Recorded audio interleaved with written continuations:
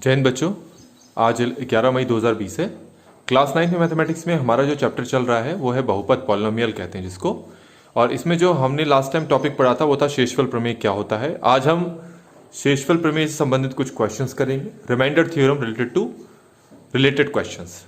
ठीक है, reminder theorem related questions हमने करना है। तो बोर्ड पे आपको एक क्वेश्चन दिख रहा होगा, P x equal to 3x square plus x minus 1 को हमें Q x equal to x plus 1 से हमें भाग करना है, डिवाइड करना है। तो लास्ट टाइम मैंने आपको डिवाइड करने का तरीका सिखाया था, आज इसको थोड़ा एक्सपेंडेड फॉर्म में हम सीखते हैं। तो जब हम कह रहे हैं कि पी एक्स को क्यू एक्स से डिवाइड करना है तो यूजुअल मेथड है हमारे पास, हम उसी मेथड से इसको सॉल्व करेंगे। छोटी क्लास में आपने सीखा है, वही आपका शेषफल प्रमेय है।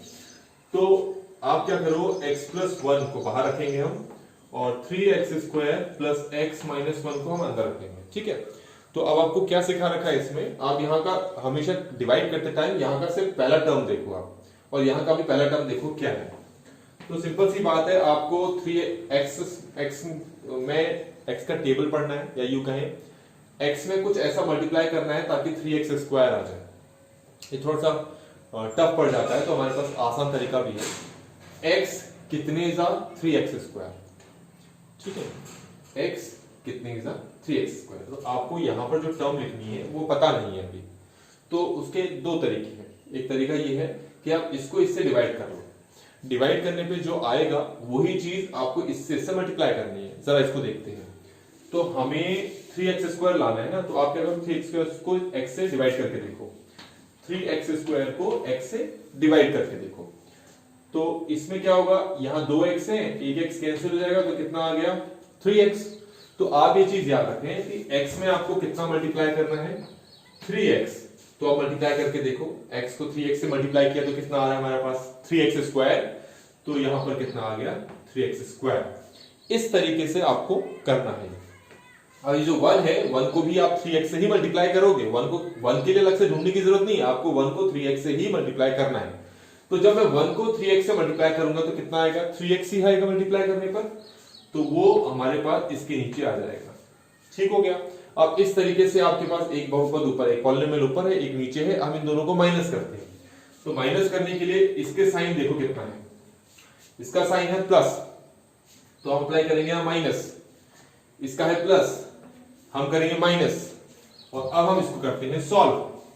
3x square minus 3x square कितना होता है 0, ये कैंसिल हो जाएगा हमारे पास।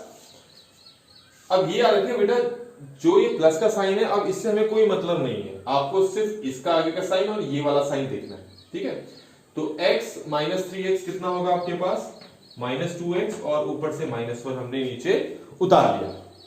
अब फिर से वही चीज करनी है। अब यहां पर हमारे पास आ गया माइनस 2x, और ये क्या है x।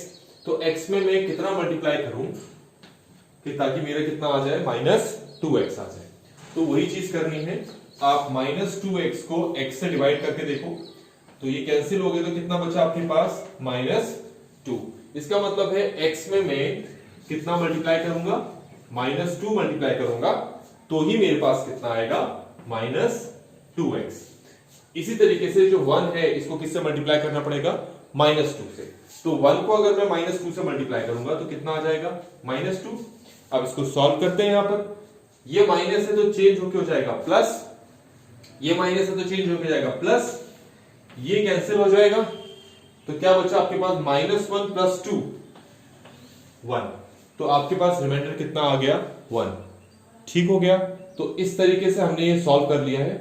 अब मैंने एक चीज आपको लिखना सिखाया था कि भाज्य बराबर भाजक गुणा भागफल प्लस शेषफल। तो यहां पर भाज्य, इसको भाग किया गया है 3x square plus x minus 1 को। आपने किससे भाग किया, x प्लस 1 से भाग किया।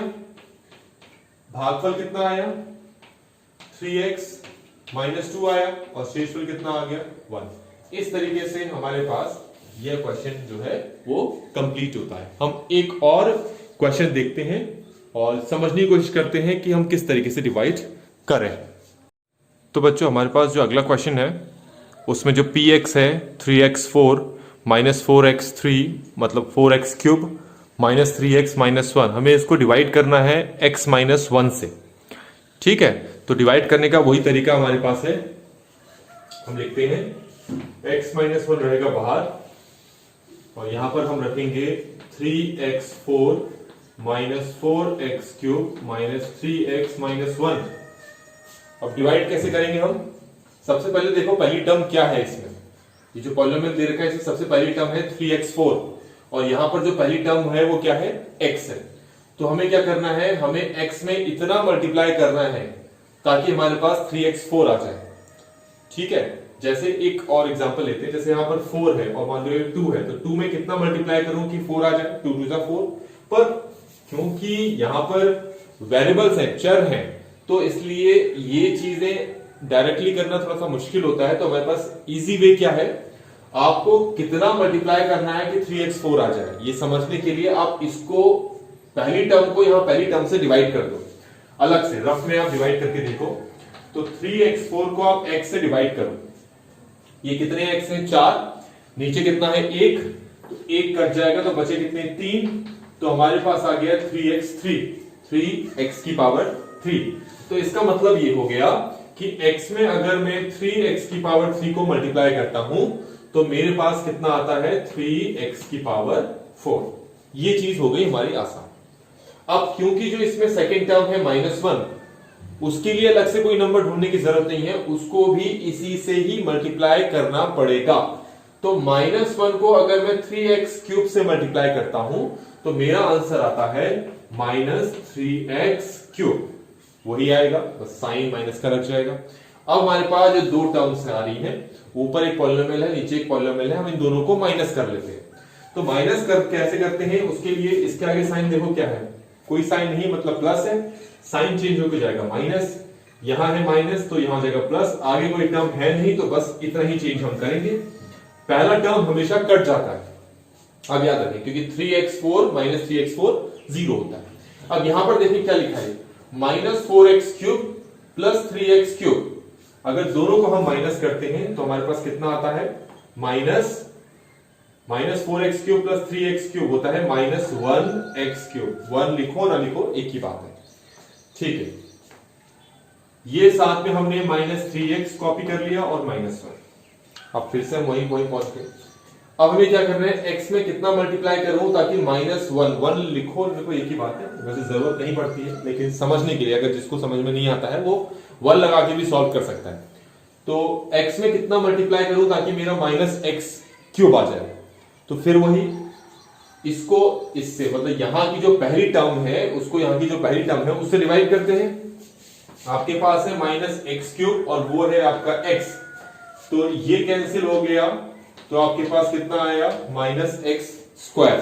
तो इसका मतलब ये हो गया कि x में अगर मैं -x² मल्टीप्लाई करता हूं तो मेरे पास आता है -x³। ठीक हो गया। अब यहां पर हमारे पास दूसरी टर्म क्या है? -1 है। इस -1 को अगर मैं -x² से मल्टीप्लाई करूं, -1 को अगर मैं -x² से मल्टीप्लाई करता हूं, माइनस माइनस कैंसिल हो जाएंगे, तो 1 को किसी भी नंबर से मल्टीप्लाई करोगे वही नंबर आ जाएगा। तो -1 को अगर मैं -x² से करता हूं तो मेरे पास आता है +x²। अब ये साइन चेंज करने पड़ेंगे, यहां पर ये माइनस है तो हो जाएगा प्लस, ये प्लस है तो हो जाएगा माइनस, पहली टर्म हमेशा कट जाती है। अच्छा, अब एक इंटरेस्टिंग सी चीज है यहां पर, आप ये देखो कि यहां पर मैं इन दोनों को सॉल्व नहीं कर सकता। क्यों नहीं कर सकता? क्योंकि दोनों अलग अलग टाइप्स के टर्म है। क्यों है? क्योंकि इसमें x की घात कितनी है? 2, उसमें x की घात 1 है। आप देखिए इससे ऊपर जितनी भी बार हमने माइनस किया या प्लस किया है, ऊपर और नीचे वाले जो पद है वो एक जैसे होते हैं। यहाँ एक जैसे का मतलब है अगर ऊपर x³ है तो नीचे भी x³ होना चाहिए, ऊपर x² तो नीचे भी x² होना चाहिए, तभी वो या तो माइनस होंगे तभी प्लस होंगे। पर यहां पर थोड़ा सी चीज अलग है, ये आपके पास x² वाली टर्म है और ये आपके पास माइनस, ये x में है, तो ये ना तो जुड़ेंगे ना घटेंगे। तो हम क्या करेंगे, इनको ऐसे ही कॉपी कर लेते हैं इनके साइन के साथ।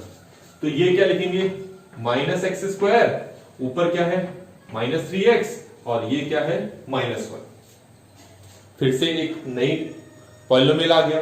करने का तरीका वही, x में कितना मल्टीप्लाई करूं ताकि -x² आ जाए। तो वो समझने के लिए आप -x² को ऊपर लिखें और x को नीचे लिखें, तो ये कैंसिल हो जाएगा, तो हमारे पास कितना आ गया?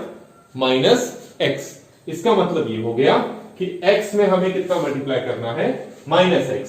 तभी हमें क्या मिलेगा, माइनस एक्स स्क्वायर। ठीक है, वहां पर अब दूसरी टर्म क्या है हमारे पास, -1 है। -1 को अगर मैं माइनस एक्स से मल्टीप्लाई करूं, -1 को माइनस एक्स से मल्टीप्लाई करूंगा तो माइनस माइनस कैंसिल, 1 को मल्टीप्लाई करो x से तो क्या आएगा 1x या सिंपल x। तो -1 को माइनस एक्स से मल्टीप्लाई करने पे हमें मिलता है +x। अब ये माइनस है, अब तो साइन चेंज करना पड़ेगा, ये माइनस है तो जाएगा प्लस, ये प्लस है तो जाएगा माइनस, ये पहली टर्म हमारे पास कैंसिल, ये कैंसिल हो चुका है। -3x माइनस एक्स कितना हो गया, -4x, और ये -1 इसके साथ में हमने लिख लिया। अब अगला है कि x में हम क्या मल्टीप्लाई करें ताकि -4x आ जाए। तो इसको समझने के लिए फिर से वही, अब -4x को डिवाइड कर लें x से, ये कैंसिल हो गया तो हमारे पास कितना आ गया आंसर, -4। तो इस तरीके से हमें समझ में आया कि x में अगर मैं -4 से मल्टीप्लाई कर लेता हूं तो यहां पर मुझे मिल जाता है -4x, और इस -1 को अगर मैं -4 से मल्टीप्लाई करता हूं, -1 को अगर -4 से मल्टीप्लाई करता हूं तो माइनस माइनस कैंसिल, हमारे पास कितना आंसर आ गया 4। तो यहां पर मैं लिखूंगा +4। अब सॉल्व कर लेते हैं, ये माइनस है तो हो जाएगा प्लस, ये प्लस है तो जाएगा माइनस, ये पहली टर्म कैंसिल हो जाएगी, -1 -4 कितना आ गया -5। तो क्या यही हमारे पास फाइनल है स्टेप है, तो हम बोलेंगे हाँ यही हमारे पास फाइनल स्टेप है, क्योंकि डिवाइड हम तब तक करते जाते हैं जब तक कि रिमाइंडर की जो घात है, शेषफल की जो घात है, इससे छोटी ना हो जाए, भाजक से छोटी ना हो जाए। इसका मतलब क्या है, अब देखो इसकी घात कितनी है 4, इसकी घात कितनी है 1, मतलब डिग्री। तो इस वाले पॉलिनोमियल की डिग्री कितनी है 4, जो कि ये है, और इसकी डिग्री कितनी है 1, जो कि ये है। फिर सॉल्व किया हमने तो इसकी डिग्री कितनी आ गई 3, इसकी अभी भी 1 है। फिर इसकी डिग्री कितनी आई 2, क्योंकि x की पावर यहां पर 2 है, तो डिग्री कितनी है 2, यहां पर इसकी कितनी है 1।